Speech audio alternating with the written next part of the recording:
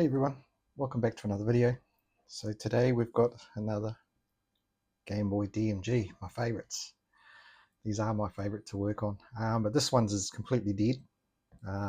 So what I'm going to do, one of my people that I've sold a game to, and one of my viewers, Adam, is interested to see how a full recap is done on one of these. So I might as well do it to this one because it needs help.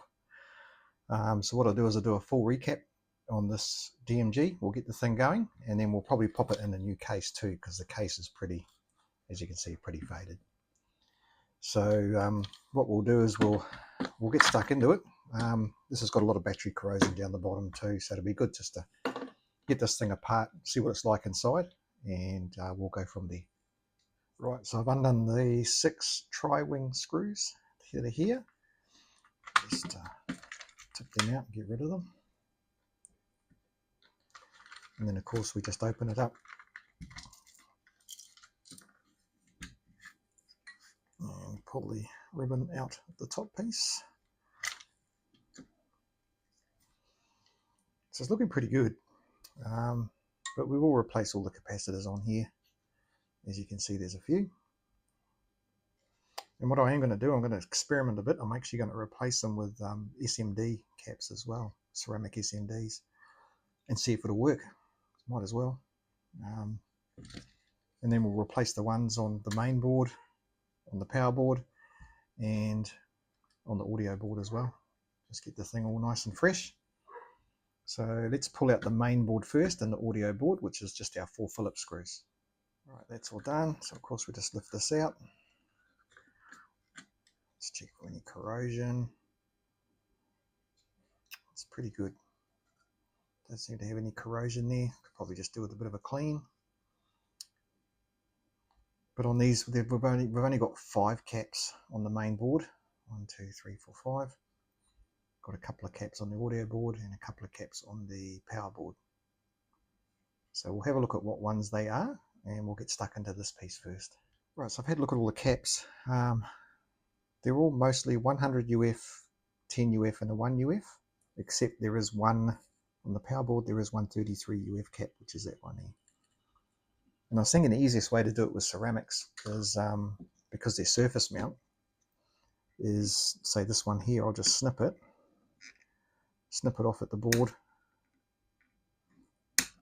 like so, and then we've got solder points that we can just sit the SMD on and solder it on. So I'll do that with each one. So that one I just pulled off is a 10 UF 16 volt. All my SMDs, ceramic SMDs, are rated to 50 volts, so they'll be fine. So we'll put a 10 UF on that one, and then we'll just work our way around the board. So the easiest way to do this, just get a bit of solder. Just add some fresh solder to these points here. So we've got a good little blob. Like so. And then just get our SMD. A bit tricky. Just drop it on and pretty much solder them in place.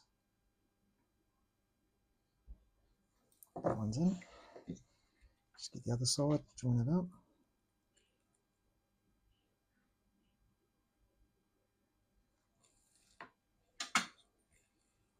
Like so. So that one's in place. Now I'll just work my way around the board. And yeah, we'll work our way around the board and get all this one done. Right, that's all done. So what I've done is I've just stuck the SMDs, as you can see, all around. On the audio unit, I actually put it on the other side because it was nice and easy. On the power board, I replaced the 100 UF, but I didn't have a 33 UF, so I've just replaced the capacitor with just a standard 33 UF 25 volt capacitor. So that board's pretty much done. So what I might do is I might hook this up to the bench power supply, hook it up to the original screen, and just make sure that this is working now. Right, I've got the bench power supply on with 6 volts feeding it. I just want to make sure that these ceramic SMDs are going to work. So let's just turn this on. Got red light, got the screen, it's looking good. Oh, that's awesome. No sound though, but that's okay. we will fix that with the front plate. So the SMDs are working fine on this board. Now let's get stuck into the front. Of course, with the front, we've got to remove all of these screws, all these Phillips screws to pull this whole piece out. I'll do that now. All those screws are out. So again, we just carefully pry this out until we can get it right out. There we go. So I've got that out. Now what the tricky thing with this one here is a lot of these capacitors are underneath the screen and we don't want to go anywhere near that. Just turn that off.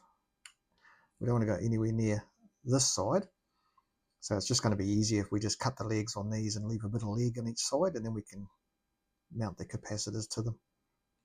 So let's get stuck into that. There's quite a few on this board. We'll get them all done. Right, that was a bit of a fluff around, but yeah, I've got the capacitors there, there and there. And on the other side, I mounted 3 here, and these 2 I actually mounted just underneath the ribbon just by lifting it up slightly, so that sort of keeps all that tidy. But what I will do as well, I noticed the polarizer on this is quite scratched, so I'm going to replace this polarizer as well, just to finish it off. Right, now that I've replaced that, I've just hooked it all back up. Just want to give it a quick test, make sure we're all still working. We are, but we've got no sound. Let's just try turning that up.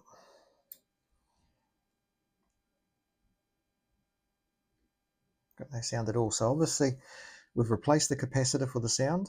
I've actually given the volume wheel and the contrast wheel a good clean when I had them out as well.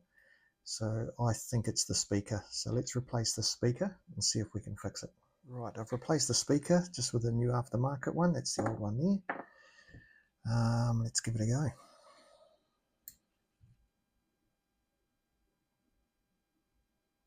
Nothing there. Try turning that down. I'm turning it up. Nothing. We're getting nothing. So obviously we're going to have to troubleshoot why we're getting no sound out of this. And sometimes what it can be a bit of corrosion in the actual, in this piece here. So I'll have a look at that piece next. So as you've seen on previous videos, what we can do is we can actually get corrosion in this piece here.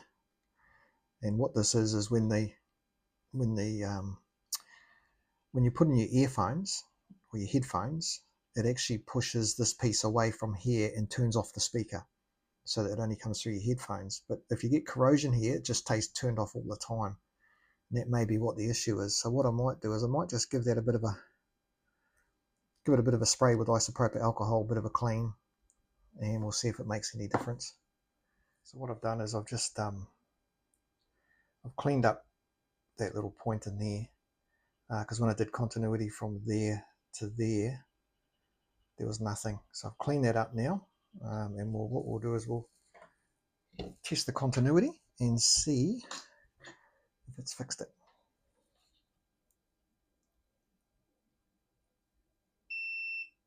It has. Excellent. So now we should have sound. So that's the original speaker was probably okay. So I might swap it back, but we'll just test it first. Okay, got it all back together. Turn that up. Let's give it a go. Heard a crackle. Yes, we've got sound now. Excellent. So what I'll do is I'll swap back. I'll put the old speaker back on. I like to sort of keep the original speakers in there if I can. I'll just give it a bit of a clean. Put that one away, and then we'll start putting this back together. Right, that's all done, and I've got a pretty cool shell to put it in. It's just another aftermarket one from AliExpress. Something different, Pokemon. So what we'll do is we'll pop them in this shell, and we'll start with putting the back piece in first. Right, put the screws in the back. So that's all done. One thing we will do is we will put our little cap on here so we don't lose it. Just finishes it off, and we'll put him aside.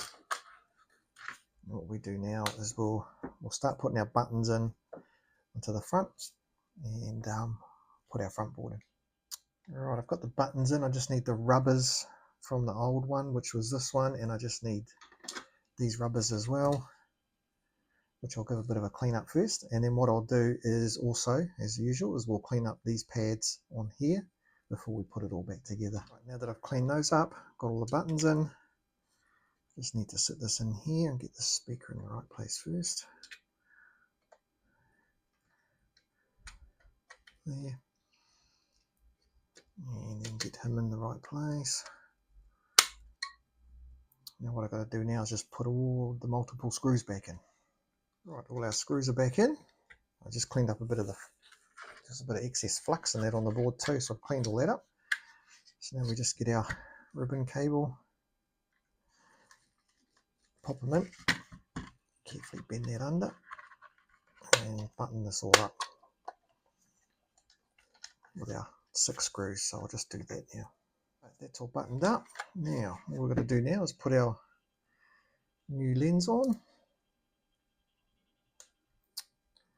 Actually, what I might do, I might have a black, I think a black one will probably look better with the black buttons. I'll just see if I've got a black one. So I reckon this will look better, stand out better on this. So just peel this off.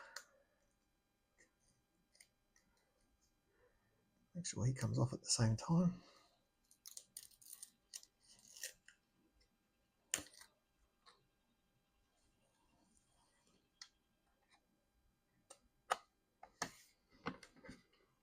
Oh, yeah, that looks way better in the black.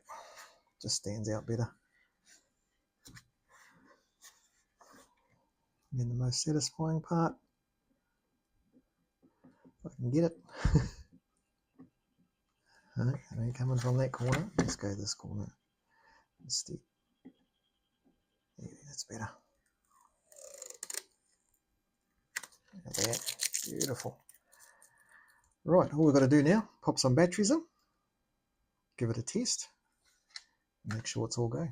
Right, batteries are in, Super Mario's in. Let's go, see what happens.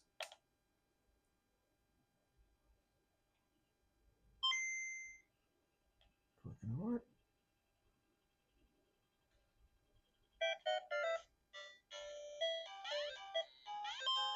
Oh, awesome. How good is that?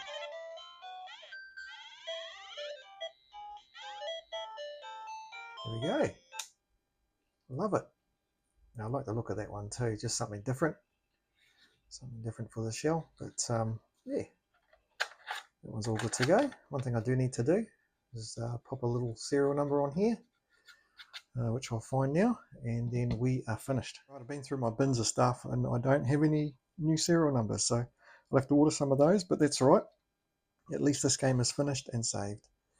So I hope you enjoyed that video. If you did, give it a thumbs up. Subscribe to the channel. I bring out a video every week, every Friday, and we can save more games like this. So yeah, hope you enjoyed it, and I'll see you in the next one.